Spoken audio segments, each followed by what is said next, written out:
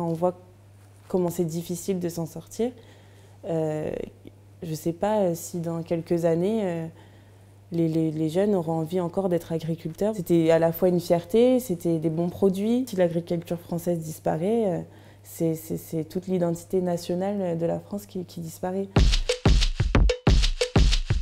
L'image de la France, pour l'instant, on est le pays de la bonne bouffe. Nos produits, je pense, vus par les étrangers, c'est des produits de luxe.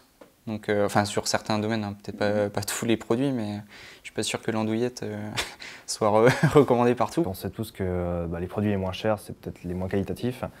Et qu'il n'y a pas tous les gens qui ont les moyens de s'acheter donc le bio par exemple, ou la France, c'est toujours été le pays de l'égalité des droits de l'homme. C'est quand même peut-être normal que tout le monde ait le droit d'accéder à ça.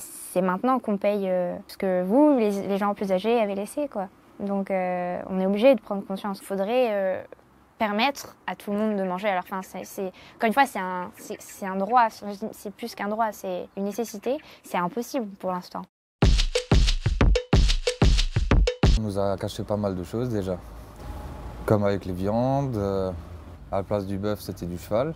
Les gens regardent les produits différemment maintenant, ils veulent vraiment savoir d'où ça provient, quoi. On sait marcher sur la lune mais on ne sait pas faire des aliments sans additifs, sans rien. Enfin, c'est quand même, je sais pas, il faudrait qu'ils pensent un peu à notre santé, à notre avenir, à nos enfants. On les cultive beaucoup trop avec les pesticides et tout ça, donc à force, la terre elle pourra plus produire. Ça m'inspire un peu de la tristesse au fond. Les gens consomment et c'est un cercle vicieux. Il y a des problèmes d'éthique. On produit dans l'excès, donc on produit beaucoup trop.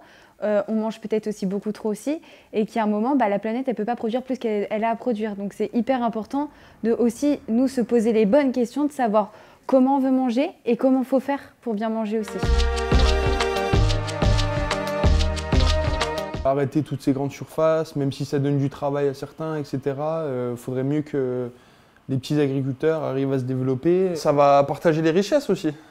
Les autres feront du local et ce sera mieux pour tout le monde. Nous, on peut faire des efforts, nous, on peut manger bio, nous, on peut éviter de manger de la viande parce que c'est pas dans notre éthique. On peut essayer de réduire nos déchets, mais à notre petite échelle, en fait, on n'est rien. C'est une discussion à trois qu'il devrait y avoir entre les industries, l'État et puis les agriculteurs, et puis trouver un juste milieu pour que chacun trouve son intérêt.